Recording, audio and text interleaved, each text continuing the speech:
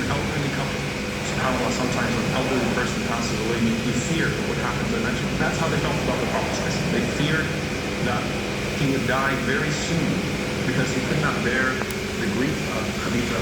The Prophet used to be heard loudly weeping at night in his home, consoling Fatima, consoling all of the world, and even after she passed away, most of the narrations about Khadija from Aisha. Why? Because Aisha said that I was never jealous of a woman the way I was jealous of Khadija.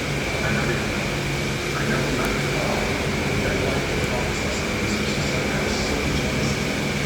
And she said every day, 13 years after his death, she said, Wallahi, a day did not pass except that he mentioned it.